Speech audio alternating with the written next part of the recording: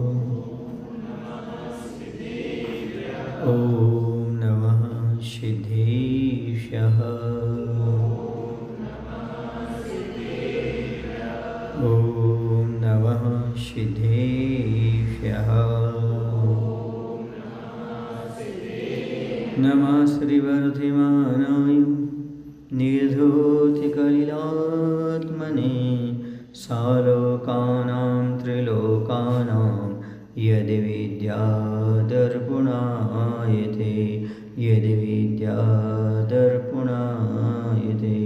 बोले देवादिदेव श्री आदिनाथ भगवान की। आचार्य गुरुदेव भगवान श्री विद्यासागर जी महाराज की। आचार्य समय सागर जी महाराज की।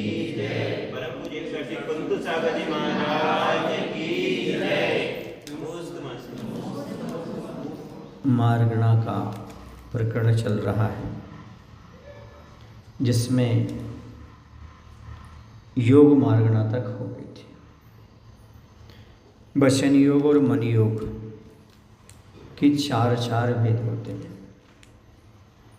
वो कैसे होते हैं?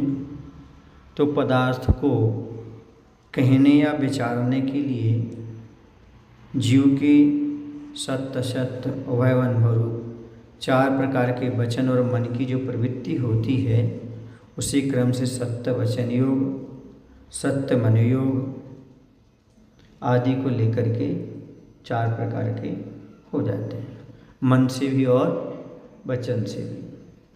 जब कहने पदार्थ को कहना हो तो वचन, और जब विचार करना हो तो मन। अब कैसे होते हैं? तो सत्य के विषय में होने वाली मन की प्रवृत्ति को सत्य कहते हैं। जैसे यह जल है, कहीं जल भरा हुआ है तो यह जल है, यह हो गया कौन सा? सत्य के विषय में होने वाली मन की प्रवृत्ति। अब असत्य के विषय में होने वाली मन की प्रवृत्ति को असत्य कहते हैं।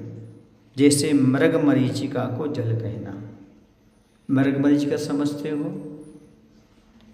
कभी गर्मी आदि के समय पर आप जब रेगिस्तान गए होंगे, तब दूर रेत रहती, वो चमकती है और ऐसा लगता है जैसे यहाँ पानी भरा हो। ऐसे कभी कभी हाईवे सड़क पर चलते होंगे, तब भी आपको दिखता होगा दूर से कि वो पानी भरा है। तो इसे मृग मरीचिका कहते हैं।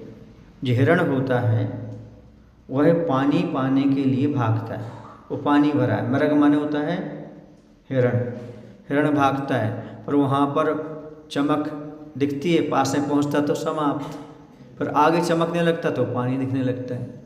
ऐसा जल नहीं पावे प्राण गरावे, भटक भटक मरता, वस्तु पराई माने अपनी भेद नहीं करता। इसको बोलते मृग मरीचिका। समझ गए ना? तो असत्य के विषय में होने वाली प्रवृत्ति असत्य, जैसे मृग मरीचिका को जल कहना। ठीक, वो जल नहीं है, फिर उसको क्या कहना? जल, क्योंकि वहाँ पर रेत मात्र चमक रही है। दोनों के विषयभूत पदार्थ को उभय कहते हैं। दोनों का विषयभूत पदार्थ हो जाए सत्य और असत्य। जैसे कमंडलू को घट कहना। कमंडलू क्या कह देना? घड़ा कह देना, क्योंकि कमंडलू घट का कार्य करता है। इसलिए क्या हो गया? क्योंकि जल धारण करता है वो। जैसे घड़े में जल रहता है, वैसे कमंडल में जल रहता है। तो जल धारण करने की अपेक्षा तो सत्य है, लेकिन उसका आकार घड़े जैसा नहीं है, इसलिए कथंचित वो असत्य है। यह कौन सा हो गया? उभय हो गया। जो दोनों ही सत्य और असत्य का विषय नहीं होता, ऐसे पदार्थ को अनुभव वचन कहते हैं। जैसे सामान्य रूप से यह प्रतिभास होना कि कुछ है, यहाँ सत्य सत्य का कुछ भी निर्णय नहीं हो पाया, इसका नाम क्या है? अनुभय। जैसे आचार्य भगवंत कहते थे, किसी ने कहा महाराज हमारे नगर पधारो, तो आचार्य से क्या बोलते? देखो ना है और ना, अब सामने वाला जो ले ले तो सुन रहे। ये कौन सा वचन है? अनुभव वचन है। समझ गए? यह अनुभव वचन है, योग है। ना तो सत्य है और ना ही असत्य है। पहले वाला सत्य भी था और असत्य भी था। अब यहाँ पर आता है, ये चारों भेद हो गए। कौन कौन से? सत्य, असत्य, उभय और अनुभव। ये वचन के चार भेद हो गए और ये मन के भी। ठीक है, ये 8 हो गए, 8 योग हो गए। अब आते हैं 7 का योग। कार्मण का योग। कार्मण का अर्थ होता है कर्म। क्या होता है? कर्म। तो विग्रह गतहु कर्म योगा। जब यह जीव मरण करके नया शरीर धारण करने के लिए विग्रह गति में जाता है, तब कार्मण शरीर के निमित्त से आत्मदेशों का जो परिस्पंदन होता है उसे कार्मण का योग कहते हैं। वहाँ मात्र कर्म का समूह रहता है। उद्गल आदि अष्टकर्म है ना, जो उनके समूह का नाम कार्मण शरीर है। विग्रह गति के अलावा केवली भगवान के प्रतर और लोकपूर्ण समुद्घात में भी कार्मण का योग हुआ करता है। औदारिक मिश्र का योग। औदारिक किनके होता? शरीर, मनुष्य और श्रेणियों के होता है। तो औदारिक मिश्र का योग। औदारिक शरीर की उत्पत्ति प्रारंभ होने के प्रथम समय से लेकर जब तक शरीर पर्याप्ति पूर्ण नहीं कर लेता तब तक औदारिक मिश्र का योग रहता है। यहाँ पर 2 वर्गणाएँ मिली जुली होती हैं, इसलिए मिश्र है। कार्मण वर्गणाओं से मिश्रित औदारिक वर्गणाओं का ग्रहण होता है। कौन सा? कार्मण शरीर तो चल ही रहा था, तो कार्मण वर्गणाएँ हैं और औदारिक वर्गणाएँ, इन दोनों के मिश्रण से क्या बन जाता है? औदारिक मिश्र का योग हो जाता है। फिर आता है अगला औदारिक का योग। मनुष्य और त्रियंचों के शरीर को औदारिक का योग कहते हैं और उसके निमित्त से जो योग होता है उसे औदारिक का योग कहते हैं। आपका शरीर है, त्रियंच का शरीर कौन सा है? औदारिक शरीर है, तो औदारिक का योग हो गया। वैक्रियक मिश्र का योग। वैक्रियक शरीर किनके होता है? देव के और नारिकियों के होता है। तो यहाँ पर कैसे बना? वैक्रियक शरीर की उत्पत्ति प्रारंभ होने की प्रथम समय से लगाकर जब तक शरीर पर्याप्ति पूर्ण नहीं कर लेता तब तक वैक्रियक मिश्र का योग रहता है। इस काल में वह जीव कार्मण वर्गणाओं से मिश्रित वैक्रियक वर्गणाओं को ग्रहण करता है। कार्मण वर्गणा और वहाँ पर कौन सी थी? कार्मण और औदारिक। यहाँ पर कार्मण और वैक्रियक, तो हो जाएगा वैक्रियक मिश्र का योग। अब वैक्रियक का योग, तो देव और नारिकियों के शरीर को वैक्रियक का योग कहते हैं और इसके निमित्त से जो योग होता है उसे वैक्रियक का योग कहते हैं। अब आता आहारक मिश्र का योग। आहारक शरीर किनके होता है? मुनि महाराज के।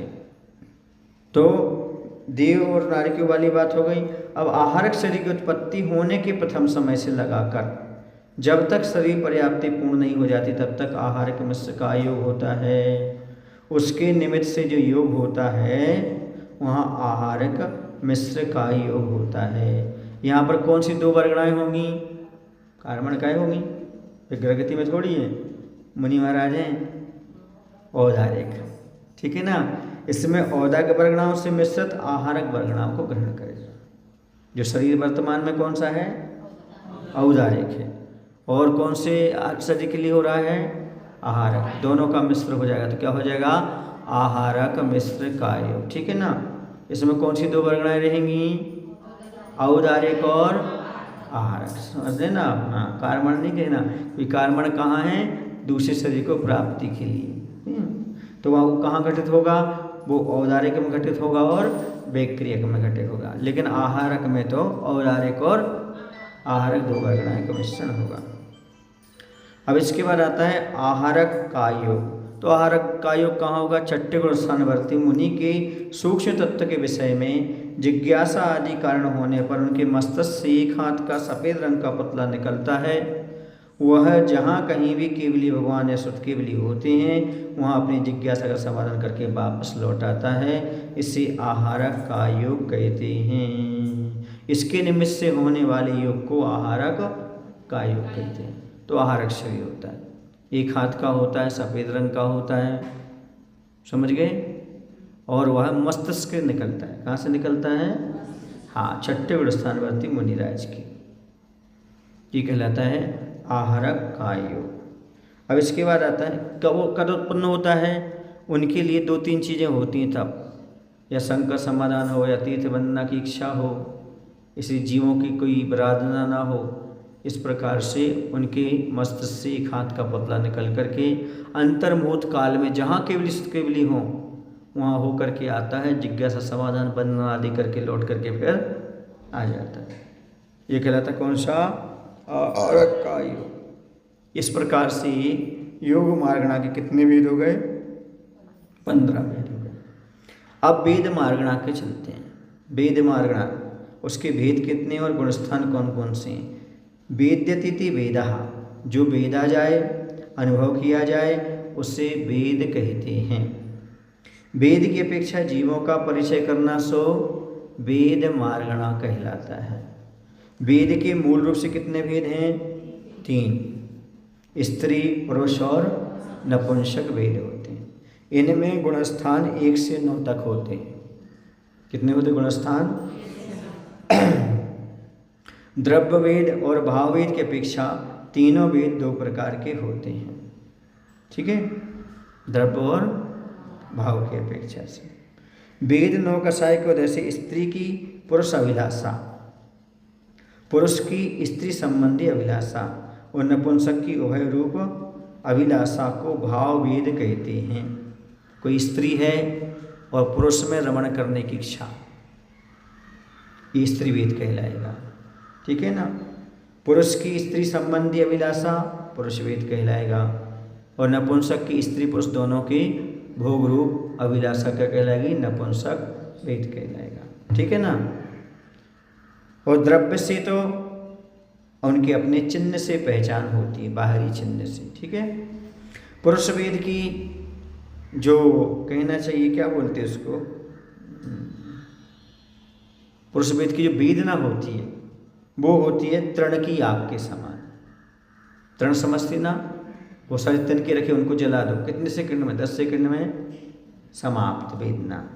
लेकिन स्त्री वेद की कंडे की आग की समय 6-6 घंटे तक दिन अंदर चलती रहे। और नपुंसक की ईंट की पकाने की हवा के समान 15-15 दिन तक वासना चलती रहे। इस प्रकार से ये इनकी व्यवस्था होती है। अब यहाँ पर विशेष बात समझने की है, ये कर्मभूमि की अपेक्षा यहाँ पर बताया। कर्मभूमि के मनुष्यों त्रिंच में द्रव्यवेद और भाववेद में असमानता भी पाई जाती है। जैसे कोई द्रव्य से तो पुरुष है, लेकिन भाव से तीनों वेद वाला हो सकता है, पुरुष भी, स्त्री भी और नपुंसक वेद वाला भी हो सकता है। इसी प्रकार स्त्री व नपुंसक वेद भी हो सकता है, किंतु देव, नारकी तथा भोगभूमि की मनुष्यों त्रिंचों में जैसा द्रव्यवेद होता है वैसा ही भाववेद होता है। समझ गए। देवों में को कितने वेद होते हैं? 2 वेद, स्त्री और पुरुष वेद। तो वो द्रव्य से भी पुरुष है तो पुरुष वेद ही होगा, भाव से भाव वेद है तो द्रव्य से भाव वेद, इनमें समानता पाई जाएगी। और नारकियों में कौन सा होता है? मात्र नपुंसक वेद एक ही होता है। भूभूमि के मनुष्य त्रिंचों में भी द्रव्य जैसा होता है वैसा ही भाव वेद होता है। मात्र कर्मभूमि के मनुष्य त्रिंचों में विषमता पाई जाती है। समझ गए। वह कोई भी वेद वाला हो उसके पास तीनों वेद भाव से पाए जा सकते हैं। यहाँ पर समझने की बात यह है कि 1 इंद्री से लेकर 4 इंद्री तक नियम से द्रव्य और भाव वेद से नपुंसक ही होते हैं। कितने से? 1 से लेकर के 4 इंद्री तक के जीव। इसलिए चींटी अंडा नहीं देती। क्या नहीं देती? हाँ, क्यों नहीं? क्योंकि नपुंसक है, इनको माता पिता की आवश्यकता नहीं पड़ती। समझ गए आप लोग कि नहीं। और ये सम्मूर्छन भी होते हैं। कैसे होते हैं? सम्मूर्छन का अर्थ होता है इधर उधर से आड़े तिरछे से जो अपने शरीर का निर्माण कर लेते हैं वो कौन से जीव कहलाते हैं? सम्मूर्छन जीव कहलाते हैं। इसलिए चींटी अंडा लेकर के जा रही है ऐसा नहीं कहना। फिर किसी ने दादा गुरु आचार्य ज्ञान सागर जी महाराज से पूछा था कि देखने में तो आता है कि चींटी सफ़ेद सफ़ेद गोल लेकर कुछ जाती है। तो आचार्य ज्ञान सागर जी महाराज ने इसका उत्तर ये दिया था कि ये अंडे नहीं हैं, ये पूर्व शरीर है। अब इसमें जीव आने वाला है। क्या आने वाला है? हाँ, वो अंडे नहीं है, अब इसमें चींटी का जीव आने वाला है। समझ गए ना। इसलिए लोग क्या बोलते थे उसको? अंडे लेकर के जा रही है। समझ गए? क्योंकि अंडज कौन होते हैं? पक्षी भी होते, तिरंची भी होते हैं, समझ गए ना। लेकिन पंचेंद्रीय होते हैं, एक से लेकर के 4 इंद्रिय तक तो कैसे होते हैं? नियम से नपुंसक ही होते हैं। समझ गए? ऐसा। अब द्रव्य से स्त्री व नपुंसक वेद वालों के गुणस्थान 1 से 5। द्रव्य से कोई स्त्री है या नपुंसक है, वो मात्र अणुव्रत को ग्रहण कर सकते हैं। नपुंसक वेद वाले भी पंचम गुणस्थान को ले सकते हैं। द्रव्य पुरुष वाले के सभी 14 गुणस्थान हो सकते हैं। समझ गए? द्रव्य से कौन है? मनुष्य, उसके कैसे गुणस्थान हो सकते? 14। ठीक है ना। और द्रव्य से स्त्री और नपुंसक वाले के 1 से 5 तक। अब इसके बाद आता वेद। समझ में आ गया ना? आ गया वेद समझ में? चलो अब चलते कसाय मारना किसे कहते हैं, उसके कितने वेद होते हैं, गुणस्थान भी समझ लेंगे। जो आत्मा के सम्यक्त आदि गुणों का घात करे उसे कसाय कहते हैं। किसका घात करे? सम्यक्त आदि का, मतलब सम्यक्त चारित्र आदि का घात करे, वो कौन है? कसाय। बचपन में क्या परिभाषा थी? जो आत्मा को कसे और दुख दे उसे ये पढ़कर आते थे अपन, है ना। ऐसा, जो आत्मा को कसे और दुख दे उसका नाम कसाय। और भी मिलते ग्रंथों में, जो हल की तरह, हल समझते, हल की तरह जो कर्मों की खेती को कृषित करे उसका नाम कसाय है। जहाँ जिसके माध्यम से कर्मों की खेती होती है, अर्थात कर्म का बंध कराए सो कसाय है। ऐसा भी मिलता है। अब सबके अलग अलग परिभाषाएं हैं, सबके अलग अलग कार्य हैं। जैसे अनंत अनुबंधी क्रोध मान माया लोभ, इसका क्या काम है? यह आत्मा के दर्शन और चारित्र, सम्यक्त और चारित्र दोनों गुण को घात करती है। अनंतानुबंधी के रहते हुए ना तो सम्यक दर्शन हो सकता है और ना चारित्र हो सकता है। इसे द्विमुखी नागिन कहा। ये नागिन 2 तरफ से काटती है, सम्यक को भी काटती है और चारित्र को भी काटती है। तो अनंतानुबंधी कसाय किसे कहते हैं? जो आत्मा के सम्यक तो चारित्र गुण का घात करती है उसे अनंतानुबंधी कसाय कहते हैं। इसके गुणस्थान कितने हैं? 2 गुणस्थान है, पहला नहीं, पहला और दूसरा। क्योंकि दूसरे गुणस्थान में अनंतानुबंधी के कारण ही आता है जी, अभी मिथ्यात्व में नहीं आया। लेकिन सम्मिश्रण कैसे छूट गया? अनंतानुबंधी क्रोध मान माया लोभ में से किसी एक का उदय आने पर उपसम सम्यक दृष्टि नीचे आ गया। तो पहला और दूसरा गुणस्थान अनंतानुबंधी का। अप्रत्याख्यान वर्ण क्रोध मान माया लोभ किसे कहते हैं? अप्रत्याख्यान वर्ण चौकड़ी। तो जो कसाय का एक देश चारित्र का घात करे, इसमें सम्यक दर्शन तो रहता है लेकिन अनुव्रत ग्रहण नहीं कर सकता, इसलिए अप्रत्याख्यान वर्ण क्रोध मान माया लोभ है। तो इसके कितने गुणस्थान होंगे? 1 से लेकर 4 तक। फिर उसके बाद प्रत्याख्यान वर्ण क्रोध मान माया लोभ, जो कसाय सकल संयम का घात करे, अर्थात मुनि ना बनने दे। अनुवृत्ति तो बन गए, प्रतिमाधारी हो गए, लेकिन अब मुनि नहीं बन रहे। तो कौन से कसाय का उदय है? प्रत्याख्यान वर्ण कसाय का। ये सकल संयम का घात करती है। इसके गुणस्थान 1 से 5 रहेंगे। संजुलन क्रोध मान माया लोभ, जो कसाय यथाख्यात संयम का घात करती है। संज्वलन क्रोध मान माया लोभ में 1 से 9 गुणस्थान तक होते हैं और संज्वलन लोभ में 1 से लेकर के 10 गुणस्थान तक होते हैं। समझ गए? फिर से अनंतानुबंधी कसाय, जो आत्मा के सम्यक्त और चारित्र गुण का घात करे उसे क्या बोलते हैं? अनंतानुबंधी। इसके गुणस्थान पहला और दूसरा।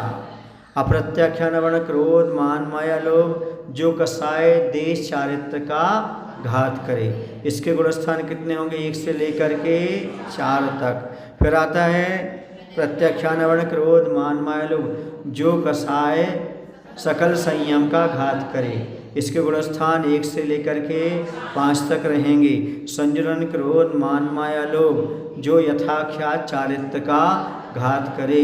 इसके गुणस्थान कितने रहेंगे? यदि 3 के लिए जाएं, संजन, क्रोध, मान, माया के, तो 109 रहेंगे। और अकेला लोभ का लिया जाए, संजन लोभ का, तो 1 से 10 गुणस्थान रहेंगे। इस प्रकार से ये 16 कसायों का वर्णन हो गया। चर्चों को 16, कसाय कितनी होती हैं? 25। अब 9 अकसाय, अकसाय कह लो या ईशत कसाय कह लो। 9 कसाय ईशत या किंचित कसाय का वेदन करावे उसे 9 कसाय कहते हैं। हास्य, रति, अरति, शोक, भय, जुगुप्सा, स्त्री, पुण्यपुंसक, वेदा, ये 3 वेद कसाय में भी आ जाते हैं। तो हास्य, जिसके उदय से हंसी आवे उसे क्या कहते हैं? हास्य। इसका गुणस्थान 1 से 8 कहाँ तक चलता? हाँ, अपन हास्य आदि षटक पढ़ करके आए ना, वही है कर्मकांड में हास्य आदि षटक। हास्य। रति, जिसके उदय से क्षेत्र आदि प्रीति हो, ये बहुत अच्छा लग रहा है।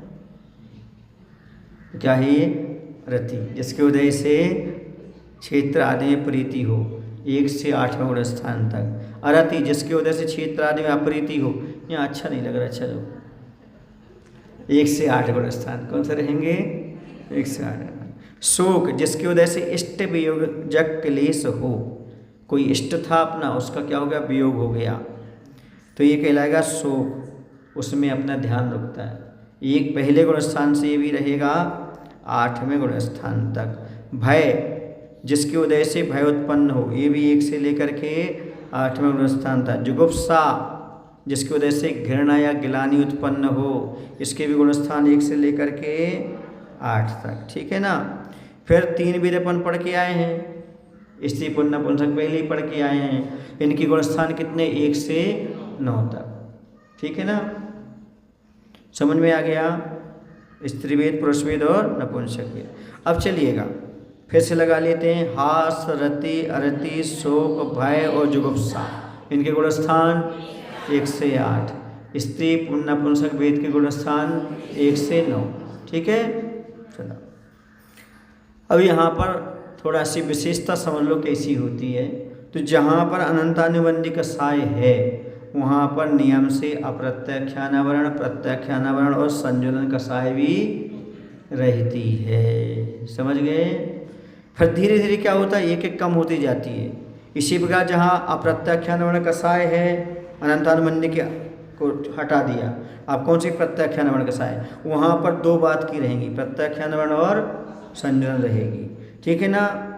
इसी प्रकार से आगे जहाँ पर संजुलन है वहाँ मात्र संजुलन ही रहेगी। ठीक है। अब आता है इसके बाद जहाँ हास्य कसाय है वहाँ रति कसाय भी रहेगी, क्योंकि बिना रति के हंसी नहीं आती।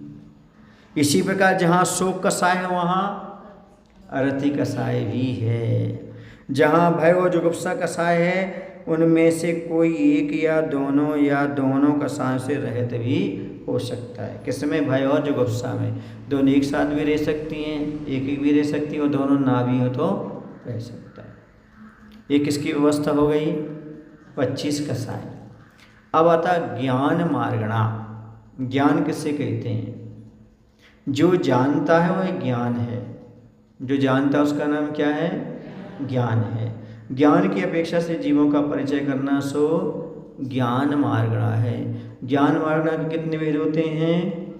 8 वेद होते हैं। कितने वेद? 8। 3 होते हैं अज्ञान और 5 होते हैं ज्ञान। इस प्रकार से कितने हो गए? 8 हो गए। तो सबसे पहले आते हैं 3 कुज्ञान अर्थात अज्ञान। कुमति ज्ञान का अर्थ होता है सम्यक के ना होने पर होने वाले मति ज्ञान को कुमति ज्ञान कहते हैं। दूसरा कुश्रुत, सम्यक के ना होने पर होने वाले ज्ञान को, श्रुत ज्ञान को कुश्रुत ज्ञान कहते हैं। अवधि ज्ञान, कुअवधि ज्ञान, तो सम्यक के ना होने पर होने वाले अवधि ज्ञान को कुअवधि ज्ञान कहते हैं। सम्यक दर्शन से रहित होंगे ये। ठीक है ना। कहलाएंगे तो मति, श्रुत, अवधि।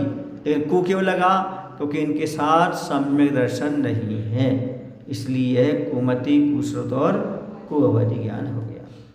अब इसके बाद आता है मति ज्ञान, ये सम्यक कहलाएंगे। तो जो ज्ञान 5 इंद्रियों और मन के द्वारा होता है उसे मति ज्ञान कहते हैं। श्रुत ज्ञान, मति ज्ञान से जाने हुए पदार्थ को जो विशेष ज्ञान होता है उसे श्रुत ज्ञान कहते हैं। जैसे जीव अस्ति ऐसा शब्द कहने पर कान ने सुन लिया, ये मति ज्ञान हो गया। लेकिन जीव अस्ति यह शब्द ग्रहण किया, इस शब्द से जो जीव नामक पदार्थ है कोई, ऐसा ज्ञान हुआ सो श्रुत ज्ञान कहलाएगा। क्या कहलाएगा? श्रुत ज्ञान कहलाएगा। और श्रुत ज्ञान में भी अक्षरात्मक श्रुत ज्ञान होता है, जो अक्षर के निमित्त से उत्पन्न हो अक्षरात्मक हो जाता है, और जो उसके बिना हो उसका नाम अनक्षरात्मक श्रुत ज्ञान होता है। जैसे शीतल पवन का स्पर्श होने पर शीतल पवन का जानना तो मति ज्ञान है, और उस ज्ञान से वायु की प्रकृति वाले को यह पवन अनिष्ट है ऐसा जानना श्रुत ज्ञान हो गया। अब जिस ठंडी ठंडी हवा चल रही तो स्पर्श हो रहा, ठंडा महसूस हो रहा है, ये कहलेगा श्रुत ज्ञान। लेकिन ये सर्दी बढ़ाएगी, शीत बढ़ाएगी, ये क्या हो गया? श्रुत ज्ञान। मति ज्ञान से जो पदार्थ जाना उसका विशेष अर्थांतर ज्ञान क्या कहलाएगा? श्रुत ज्ञान। अब आता अवधि ज्ञान, द्रव्य, क्षेत्र, काल और भाव की मर्यादा लिए हुए रूपी पदार्थों का इंद्रिय आदि की सहायता के बिना जो प्रत्यक्ष ज्ञान होता है वह अवधि ज्ञान होता है। अवधि माने होता मर्यादा, तो किन की मर्यादा लेके चलता है? द्रव्य, क्षेत्र, काल और भाव की मर्यादा लिए हुए रूपी पदार्थों को प्रत्यक्ष रूप से जानता है। किसके? मन और इंद्रिय की सहायता के बिना। उसका नाम क्या है? अवधि ज्ञान है। लेकिन जानेगा कौन से पदार्थ को? रूपी पदार्थ को जानेगा। ठीक है। फिर आता है इसके बाद मनः पर्याय ज्ञान, इंद्रिय और मन की सहायता के बिना ही दूसरे के मन में स्थित रूपी पदार्थों को जो प्रत्यक्ष जानता है वह मनः पर्याय ज्ञान हुआ करता है। मनः पर्याय ज्ञान मुनि को ही उत्पन्न होता है। किनको होता है? मुनि महाराज को ही होता है। अवधि ज्ञान देवताओं को भी हो सकता है, नारकियों को भी हो सकता है, और मनुष्य को भी हो सकता है। लेकिन मनः पर्याय ज्ञान तो मात्र 6ठे 7वें गुणस्थान वाले मुनिराज को ही होगा, विशेष विशुद्धि वाले मुनिराज को। तो मनः पर्याय ज्ञान का 6 6ठे से लेकर के 12वें गुणस्थान तक रहता है, उसके बाद केवल ज्ञान। किंतु इसका प्रयोग जो होता है गुरुपदेश अनुसार 6ठे और 7वें गुणस्थान में ही होता है, आगे गुणस्थान में अवधि ज्ञान का प्रयोग नहीं होता। इसके साथ प्रथमोपशम, सम्यक दर्शन, आहारक कायोग, आहारक मिश्र कायोग, परिहार विशुद्धि संयम, स्त्री वेद, नपुंसक वेद नहीं होता। जिसके पास मनः पर्याय ज्ञान है उनकी इनके साथ मैचिंग नहीं बैठती। किनके साथ नहीं बैठती? यानी जहाँ पर मनः पर्याय ज्ञान है वहाँ पर प्रथमोपशम सम्यक नहीं होगा, आहारक कायोग नहीं होगा, आहारक मिश्र कायोग नहीं होगा, परिहार विशुद्धि संयम नहीं होगा, स्त्री और नपुंसक वेद नहीं होगा, पुरुष वेद वालों को ही होगा। ये भाव की अपेक्षा दे रहे हैं, द्रव्य से तो पुरुष है ही मुनि, भाव से भी पुरुष वेदी होना जरूरी है। अब आता केवल ज्ञान, जो त्रिकालवर्ती समस्त द्रव्यों की अनंत पर्यायों के एक साथ स्पष्ट रूप से जानता है उसे केवल ज्ञान कहते हैं। जो त्रिकालवर्ती समस्त द्रव्यों की अनंत पर्याय हैं उनको एक साथ जानता है। सर्वस्व सर्वद्रव्य पर्यायेषु केवलस्, सर्वद्रव्य पर्यायेषु केवलस्। समझ गए ना? सभी द्रव्य और पर्यायों को जो जानता है वो कौन सा है?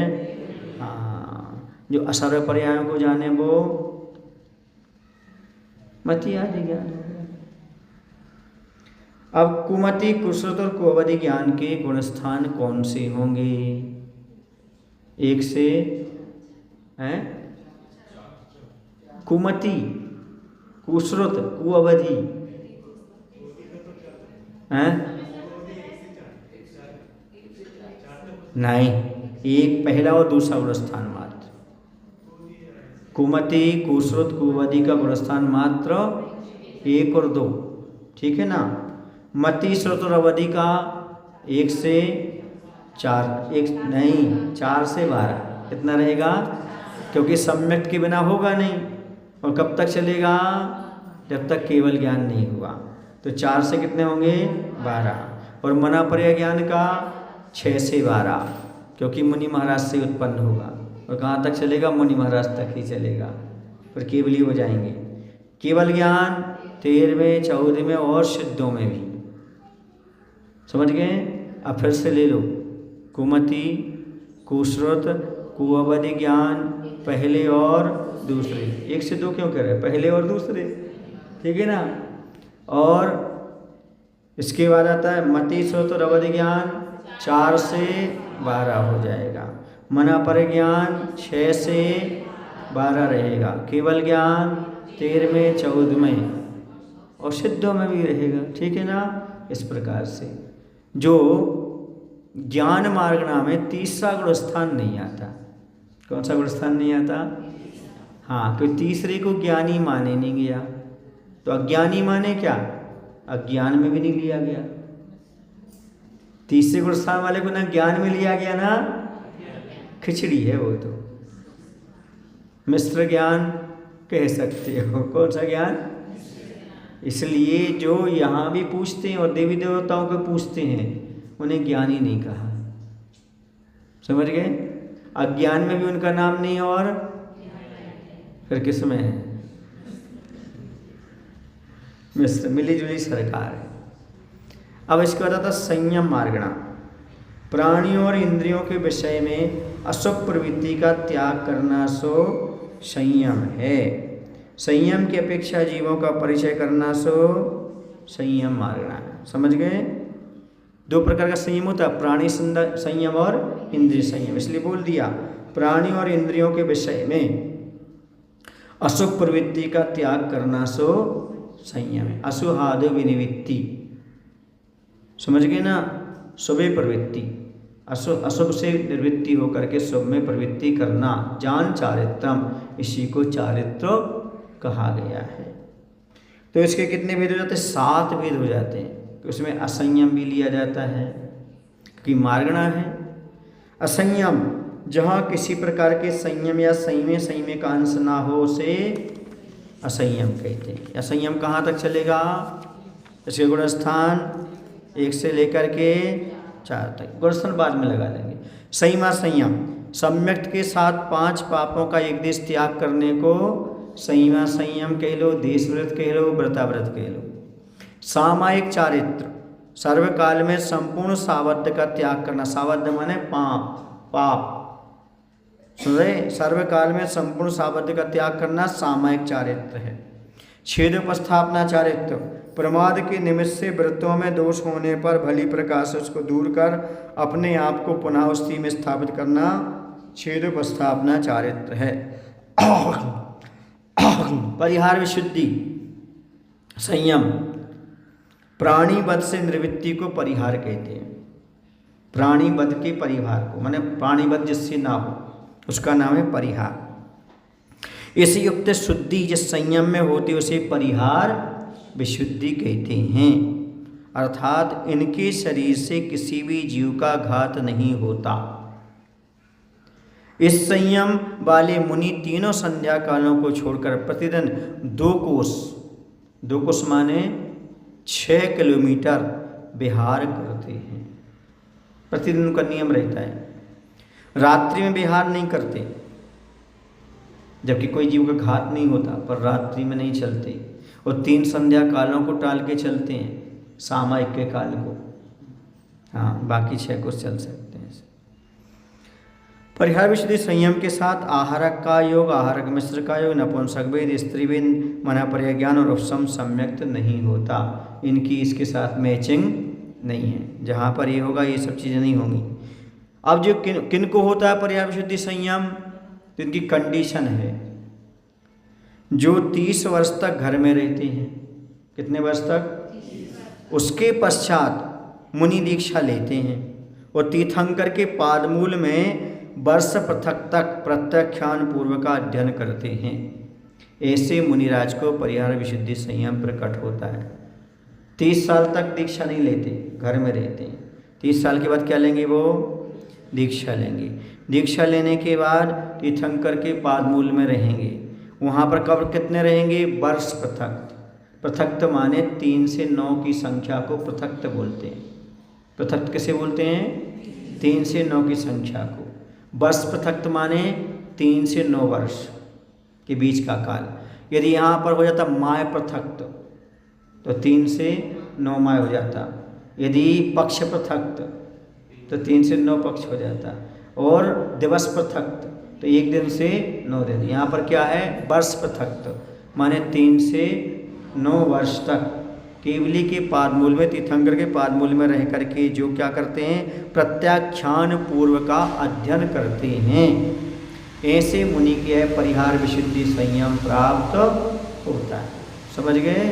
हाँ, यानी जीव का परिहार के लिए ज्ञान भी जरूरी है। प्रत्याख्यान का पूर्व का अध्ययन भी करते हैं।